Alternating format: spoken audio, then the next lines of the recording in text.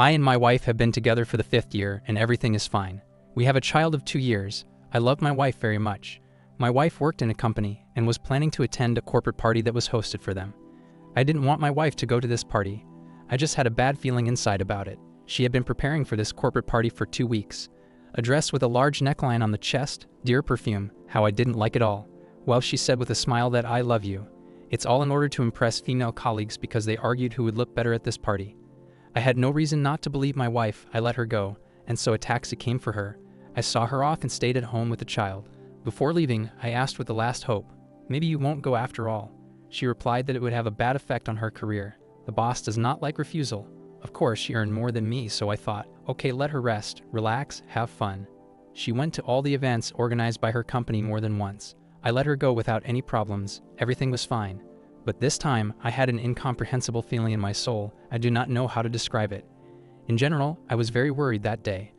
By 11 o'clock in the evening, I decided to call my wife, asked when she was going home. When she picked up the phone, I barely shouted to her. The music was playing very loud. I heard that she would be delayed for 3 hours because they decided to continue the event.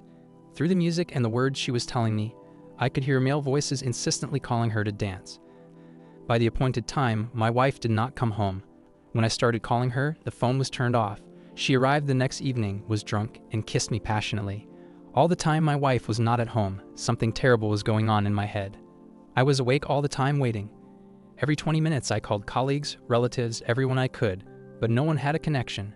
There were thoughts that if she did not return by morning, I would go to the police. Just in case, I would take the child to the mother. When she came in, the first thing I asked was why there was no connection with her.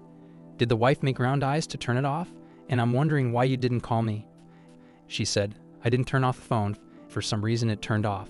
Quickly ran to the bathroom to take a shower. After a shower, she immediately went to the kitchen to cook up. While she was cooking, I kept trying to figure out where she had disappeared to, but she kept saying, let's talk later. I celebrated Christmas with contempt, even though my wife tried to cheer me up, talked about love, the baby, our future.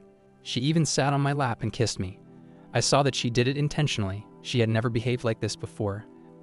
I immediately realized that my wife was hiding something. After 3 glasses of champagne, she relaxed. I hardly drank. About 3 o'clock in the morning, she said she was tired and was going to bed. I did not wake her up in the early morning. I decided to go to the place where she celebrated the holiday with the company while driving and deliberately turned off the phone. An hour later, I was already on the spot. I found the head of the security service and asked if there was an event at the company where my wife worked. The head of the security service replied that yes, there was such a company here, but they did not go anywhere because they paid not only for the restaurant, but also for hotel rooms. Of course, they didn't show me the video from the cameras. They said that the information was confidential. But as one smart person said, a donkey loaded with gold will enter any fortress. I found a security guard, explained the whole situation to him, arranged a pleasant morning for him, bought coffee, donuts, and for a small fee, he recorded a video from my wife's corporate party on a flash drive. I assured him that this video is for personal viewing only. I started watching and then I noticed my wife. She was not very drunk and was entering the room with some guy who was holding her waist and standing in front of the room. They kissed passionately and they entered the room. Then an hour and a half later, this man left the room and returned, but not alone. He brought another guy with him and they entered the room. In the morning, the men left my wife's room. An hour after they left, the wife came out and went to her friend's room. She knocked for a long time. As a result, she opened. After 10 minutes, a man came out of the room. The women did not leave the room until the evening. Men and women constantly came to them. The last shot was from the street when my wife and colleague got into a taxi.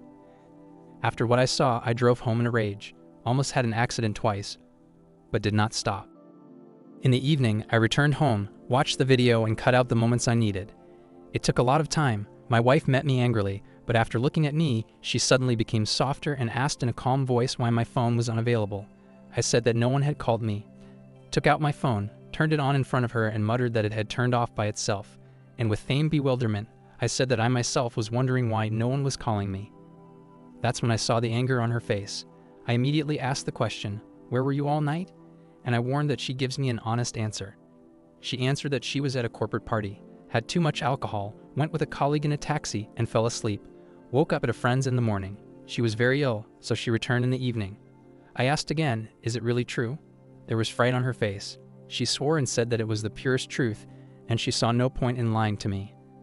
Then I offered to go to her friend and thank her. My wife said that she was not ready and was not feeling well. Well then, I couldn't stand it anymore and angrily said, "Let's watch a movie with you in the title role then." In response, she said in a frightened voice that she was not going to watch anything and went into the room. I took the laptop, downloaded all the videos from the USB stick, went into the room and looked. My wife is sitting on the bed and crying. I turned on the recording and threw the laptop on the bed. She sobbed loudly. She began to beg and say that she had been raped. I suggested that she contact the police. She, of course, refused, saying that she had drunk a lot of alcohol and did not know how it all happened, that she loved me and our child very much. "Don't jump to conclusions that a child shouldn't grow up without a father," she shouted.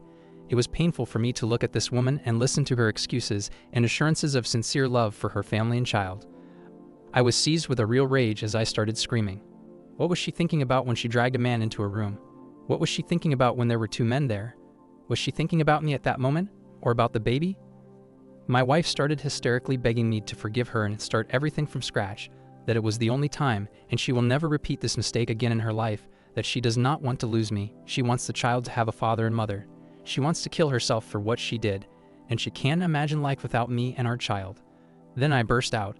I started screaming even harder and asked a question. What was she thinking about in this room?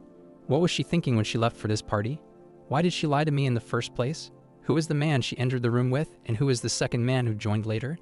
The wife stopped crying and with a stony face said that she understands everything and is ready to do everything to save the family, that our child and I are very dear to her. She does not see further life without us. I silently took out my suitcase and began to put my things there. She sat rooted to the spot looking at one point. The hysteria was repeated when I approached the door. She clung to my jacket so that I tore her off with difficulty. I even tore my jacket. She begged me not to leave, begged me to stay, begged for forgiveness, tried to kiss me, but I left. I called my mother, asked that the child stay with her for now, and that she did not answer my wife's calls and did not give her the child under any circumstances. I said I would explain everything later, but right now I need to be alone. I rented a hotel room, ordered food and alcohol, lay in bed, drank, ate, thought about my life in general, so to speak. Then my phone rang. It was my wife's father. He was interested in when his daughter and I would come to visit them. I replied that we couldn't come, we just couldn't, and that was it. When I got home, I told my wife that I was filing for divorce, that I had thought it over and realized that I would never be able to forgive her. I told her to get out of my house. It was bought before marriage, and I will file a lawsuit to determine the place of residence of the child with the father due to the immoral behavior of the mother. She's just a whore. I turned around and left, started the car, and drove away.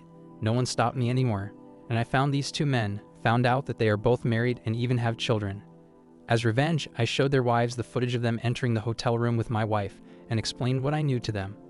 I do not know how their disassembly ended, but I am no longer interested in it. I need to start a new life. It's just that sometimes I think about it and I feel sorry for my wife, but that's all gone now. Now for the top comments. Dealing with infidelity and betrayal is incredibly difficult. Consider seeking help from a therapist or counselor to sort out your feelings. Understand your emotions and make decisions from a clearer perspective. Your child is an important factor in this situation. Make sure their well-being is a priority when making any decisions. A stable and supportive environment is crucial for their upbringing. Take time for yourself to think about your feelings and about the future that you imagine. Decisions made in moments of anger or pain may not be best in the long run. Time can bring clarity. If you decide to file for divorce or file any kind of legal action, consult with a lawyer to understand your rights and obligations, especially in relation to your child.